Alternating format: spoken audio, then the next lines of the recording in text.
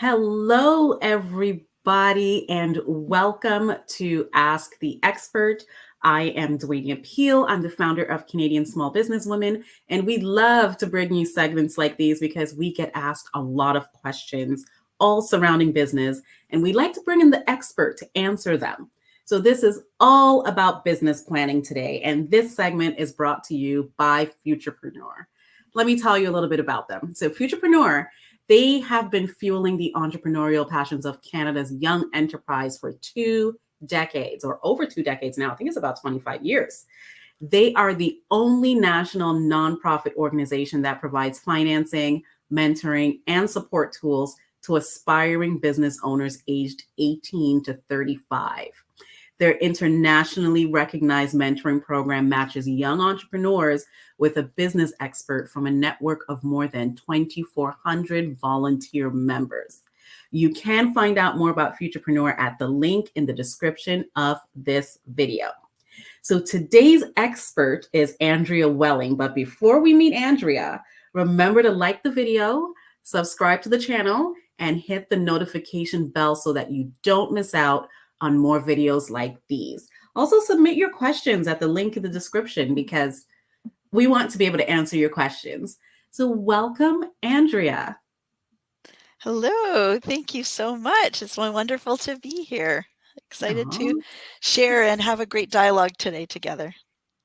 perfect. Thank you. And if you want to know all about Andrea, we will have her bio in the description too, because we want to make sure we pack all the info here and you can read about her all in the description. Believe me, a lot of credentials. Andrea, a lot of Oh, it's great, Dwayne. Yeah, I'm really glad to support Canadian small business women and all the women out there who are becoming our entrepreneurs and are working to create something amazing in this country. Oh, thank you. Thank you. So let's jump into some questions. It's all about business planning today. So, why do entrepreneurs or aspiring entrepreneurs need a business plan? It's such a great question, and this is something that we get all the time. Some entrepreneurs like to jump right in with 2 feet and just start doing, and that's a great impulse that they have, and it's important that it moves them forward. The only downside to being not having a plan is that you might have things come up unexpectedly that throw you off. And I don't just mean throw you off personally, it might throw your business off, and it might affect your reputation. It might affect your launch. It might affect your financial sustainability. So business planning is more than an exercise of doing something to make the bank happy. It's really an opportunity for you as an entrepreneur to think through all sorts of parts of your business and to make sure that you build confidence so that you're able to do those pieces really well, and that you're not taken by surprise, and you're confident in many aspects of your business. So it's really we really call it a living document. A business plan is not usually something you want to just set in stone and set aside. It's something that should grow and evolve with you, and it should be something that's like your ongoing research document of where you're going, what you're doing, what are your targets, your strategies, and what you want to create. Yes. And when you have a plan laid out in front of you, I mean, you don't really have to think too much about what's next. It's all there. Absolutely. And it's amazing when you put that much intention in writing that sometimes the plans might not work out exactly as you envisioned, but somehow putting in writing actually brings a lot of energy to what you're wanting to create, and often brings that toward you. So it has, I believe, a sort of a power of attraction element as well. Yeah. Yeah.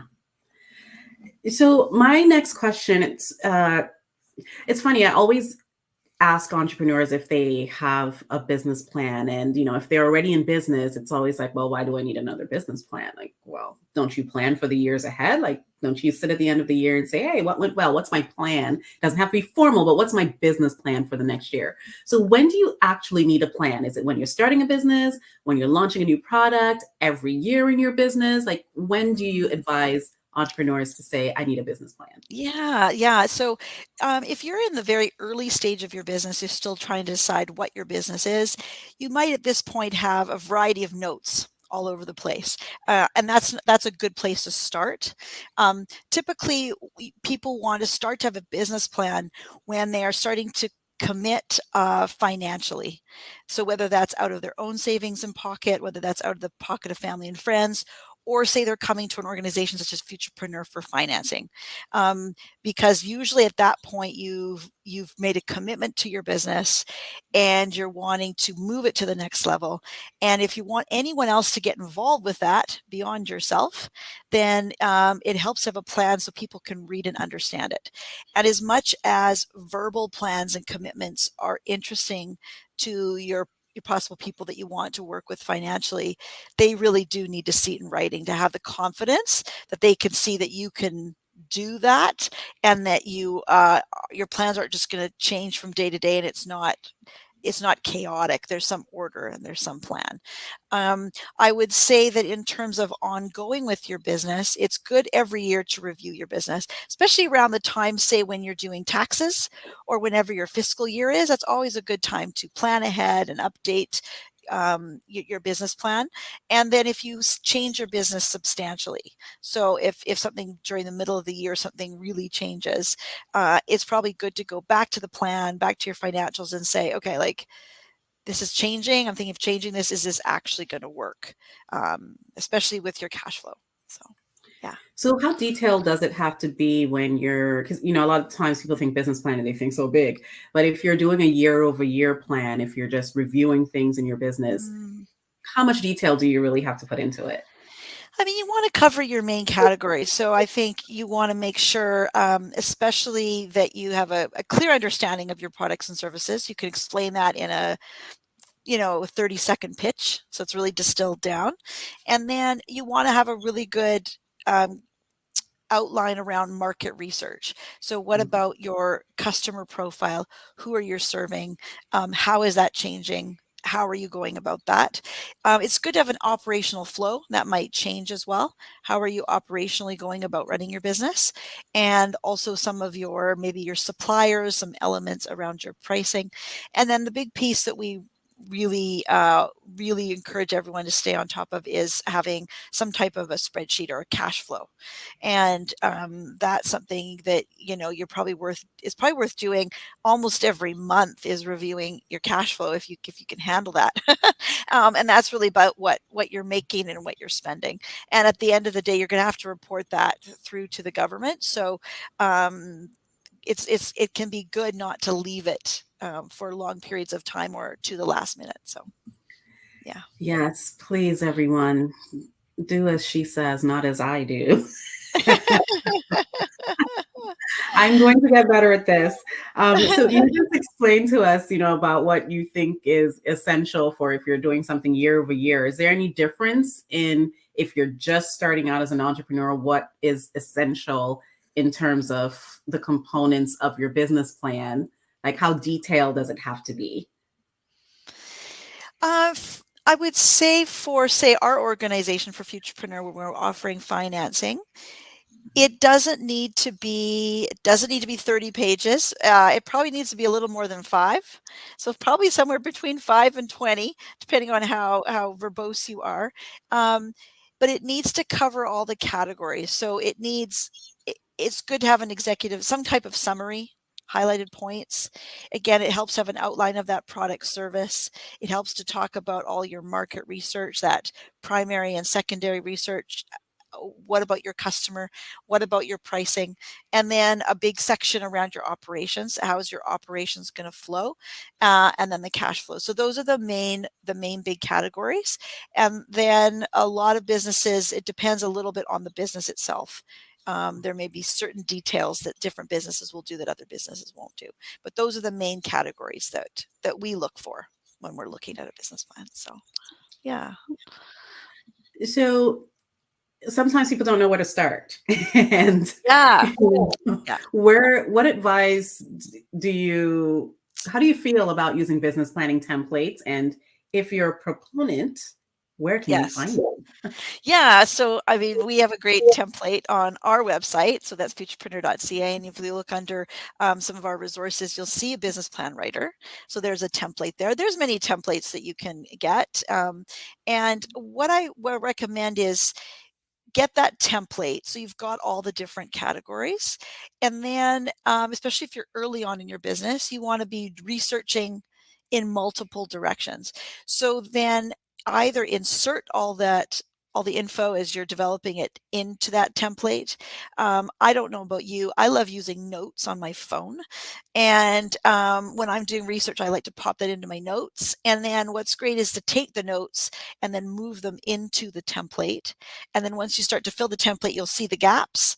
And those ones you can go ahead and research and kind of do it that way. It's good to go with what I say to people who are don't see themselves as writers or see this as a big barrier is to collect information and build that in a way that makes sense for you, like in whatever format looks good. And then when you're ready, then put it together and don't pressure yourself to have to write it perfectly or in the perfect template in the beginning, because that might stop your creative flow, your learning, your building your knowledge. So. And when you say templates, I just want to clarify that you have a lot of templates to select from based on the type of business that you're going into. So Yeah, I how mean, what our template is a little broader. Like it has examples from different industries, but the categories that I mentioned earlier are all basically the same for each, for all businesses. So, and then generally, if you are working on your business plan and you need some advice or some support, so our entrepreneurs in residence or business development managers can help you, fine tune within those categories if you're missing anything. Uh, but generally, you don't need to have, I don't think, a super detailed template as long as you're covering those main categories sufficiently. Okay, so everyone make sure you go to futurepreneur.ca in order to get your template.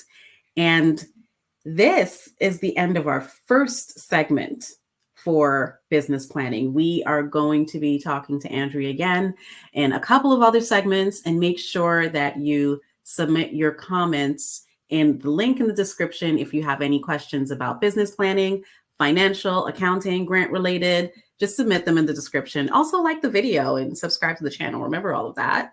And special thank you, Andrea. Thank you for dropping all those gems. And thank you, Futurepreneur, for having Andrea drop those gems for us. And we're going to talk more about business planning in our next segment. So we will catch you in our next segment. Bye.